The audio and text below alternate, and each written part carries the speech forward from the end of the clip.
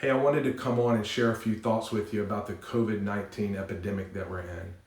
First thing I want to say is that I really want to give a shout out to every leader who's really making a difference. I see organizational leaders, politicians, pastors, small business owners, families, just stepping up to the plate, really. I see encouragement all over social media. I see different platforms of communication rising up. I see people capitalizing on the moment. But I can't help to say that in this crisis, it is a crisis, things get shaken up. I started studying a little bit about historical events like this, and really everything in society when something happens like this gets shaken up. The educational system, the medical, the finances, look, I was talking to somebody yesterday. They're in online classes right now, and they really have never been in online classes. They were having to learn something new. The supply distribution system is being changed. Things that are happening right now will be policies for the future. There'll be a global reset in a lot of ways. A global reset's going to happen. This too will pass. We'll rise up from this because we have resilience. When I think about mankind, I can't help but think about resilience. In the beginning, God created man and he put resilience in man. And it motivates me and it challenges me. But in crises, there's vulnerability and uncertainty. And that always leads to desperation. And desperation has the potential to lead to innovation. Because in times like this, when things are being shaken up, it reveals what the real essentials are. When things are being shaken up, it reveals who the real leaders are. When things are being shaken up, it reveals where our real mindsets are. I've got a whiteboard in my office that I always put stuff on. And I put keywords on there that I can look up every day, and it just kind of unlocks my mind. I put things on there that I can meditate on that keeps me in a fixated state on what I think I need to be achieving, what I think I need to be going after. But there's two different mindsets I had put on my whiteboard quite some time ago. And the first one is a reactionary mindset.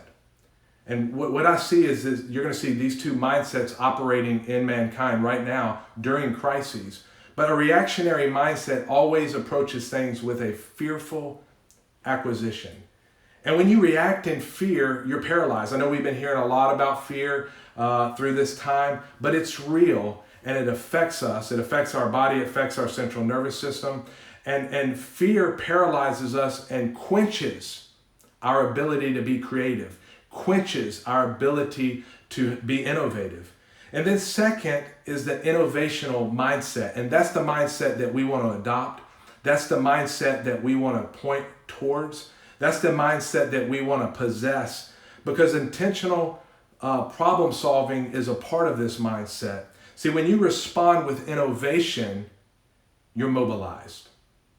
And I can't help but say that if we have this awareness that either I'm operating in a reactionary mindset or I'm operating in an innovation mindset or innovational mindset, what that does right there, that awareness will unlock the state that you're in, just recognizing what mindset you're in and labeling it. I mean, it's okay to say right now I'm in the reactionary mindset and I need to shift to the innovational mindset. Just start that shift today. If you're in the innovational mindset, capitalize on it. Teach others how to operate in it. I was reading an article in The Atlantic, and it said this: innovations developed during crises generate the gales of creative destruction that launch new technologies, remake existing industries, and give birth to entirely new ones, setting in motion new rounds of economic growth. And I know you'd say, hey, it's hard to say right now because I'm really on the brink of shutting down my small business. Life's gonna continue after this epidemic. Life's gonna continue after this financial crisis. Some industries will die. Some will be born. And some will multiply.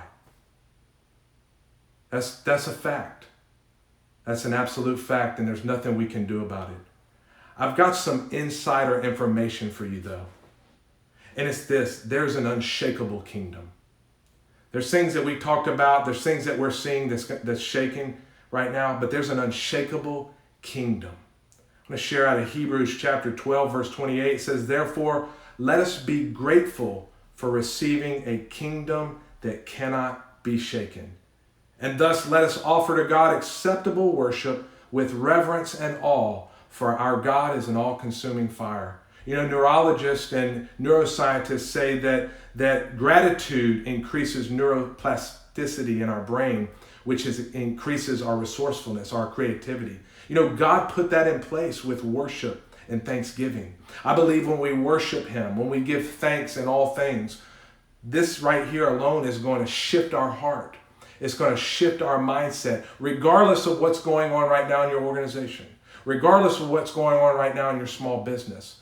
There is light at the end of the tunnel, no matter what the current circumstance is. Study history and be encouraged.